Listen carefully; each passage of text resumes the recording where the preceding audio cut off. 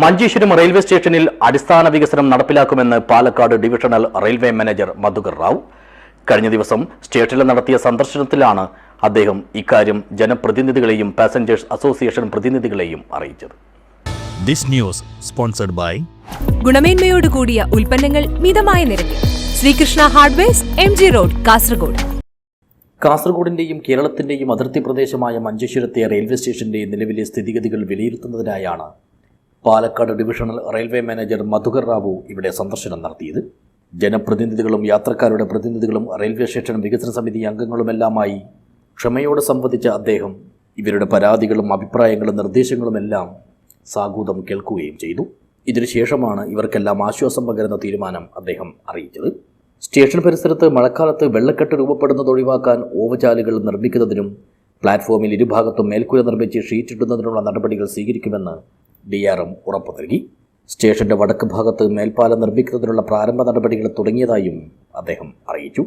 Govindapai government college സ്റ്റോപ്പിൽ നിന്നും ഹൊസബെട്ടുകട്ട വരെ ROP നിർമ്മാണം ഉൾപ്പെടെയുള്ള സ്റ്റേഷന്റെ വികസനവുമായി ബന്ധപ്പെട്ട് ഉന്നയിച്ച ആവശ്യങ്ങളോടും അനുഭവപൂർവ്വമായിരുന്നു DRMന്റെ പ്രതികരണം.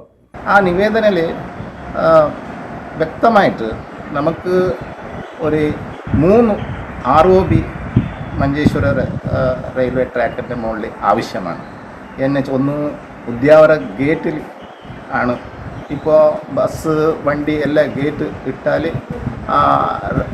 നാഷണൽ ഹൈവേൻ്റെ സർവീസ് റോഡ് ബ്ലോക്കായി കിടക്കുന്നുണ്ട്. അത് ഉദ്യാവര റെയിൽവേ ഗേറ്റാവട്ടെ ഒസങ്കടി റെയിൽവേ ഗേറ്റാവട്ടെ, ഈ 2 സ്ഥലത്തും ഹൈവേ ബ്ലോക്ക് ആവുന്ന സാഹചര്യമാണ് ഉള്ളത്.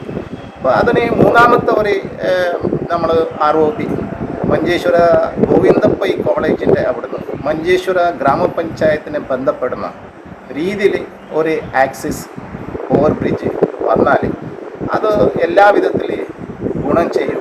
ഇപ്പോൾ മഞ്ചേശ്വരം ടൗൺ എന്ന് പറയുന്നത് ഒരു ദ്വീപ പോലെ ആയിട്ടുള്ളത്.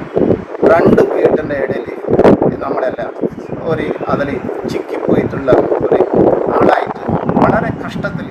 Manjeshwaram block panchayat president Saifulla Thangal, grama panchayat president Basheer Kanila, A Mukhtar, Harichandra Manjeshwaram, KK Ibrahim, KA Abdul Majeed, T Basheer Ahmed തുടങ്ങിയവരും DRMനൊപ്പം സ്റ്റേഷനിലെത്തി.